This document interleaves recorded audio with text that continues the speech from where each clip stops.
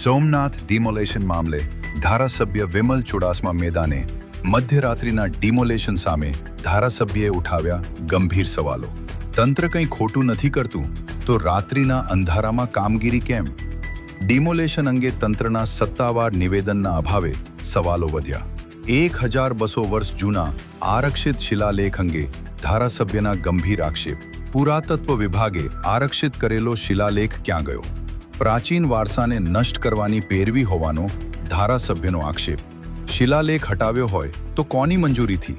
Vimal Chudasama demolition મામલે જવાબદાર તંત્ર પાસે ખુલાસાની ધારાસભ્યની માંગ।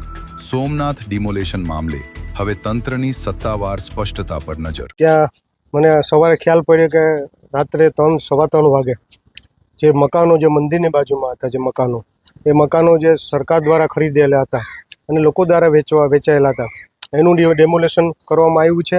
પણ એ સિવાય પણ મારો પ્રશ્ન એ છે કે ડેમોલેશન કરવું હોય, તમે ખરીદે કરેલા મકાનો છે અને તમારી પ્રોપર્ટી છે, તો એના માટે રાત્રે 3:15 વાગે કરવાનો શું પ્રશ્ન બન્યો? ત્યારે એ પણ જાણવામાં આવ્યું છે કે ત્યાં બાજુમાં મસ્જિદ હતું, તેમાં દરગાહ આવેલી છે અને ત્યાં પુરાતત્વ દ્વારા 1200 વર્ષ જૂનું ત્યાં તકતીઓ મારેલી છે।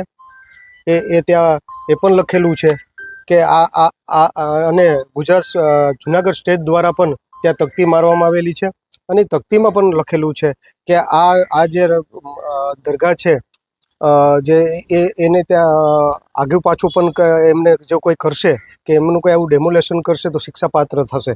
અને આજે એ આટલું અડધી રાતે કર્યું, એટલે મારો પ્રશ્ન આ તંત્ર ઉપર બને છે કે જો સાચી વાત હોય તો દિવસના કેમ નહીં?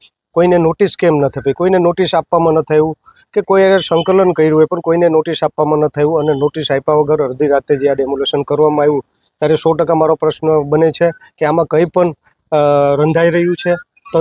તંત્ર લોકોને ગેરમાર્ગે દોરીને કંઈ અંધારામાં રાખીને કરી રહ્યું છે। ત્યારે આ તંત્રને આનું સ્પષ્ટતા કરવી જોઈએ, આનો જવાબ દેવો જોઈએ, અને આનો જવાબ જો તંત્ર ન આપે તો 100% એ ભારતીય જનતા પાર્ટી અને સરકારના ઇશારે કરી રહ્યું છે અને એને ગેરરીતિ રીતે જે મસ્જિદમાં દરગાહ હતી એ પાડવાનો પાપ કર્યો છે અને આવી જ રીતે એને ઘણીવાર કર્યું છે। ત્યારે જો એમની પાસે પુરાવો હોય તો તંત્રને 100% લોકોને સ્પષ્ટતા કરવી જોઈએ।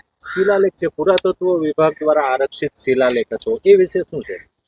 પુરાતત્વ દ્વારા શિલાલેખ હતો, એમાં પણ જે સ્થાપના થઈ હતી એ વિષય ઉપર સંપૂર્ણ માહિતી લખવામાં આવી છે। આજે શિલાલેખ પણ ગાયબ છે।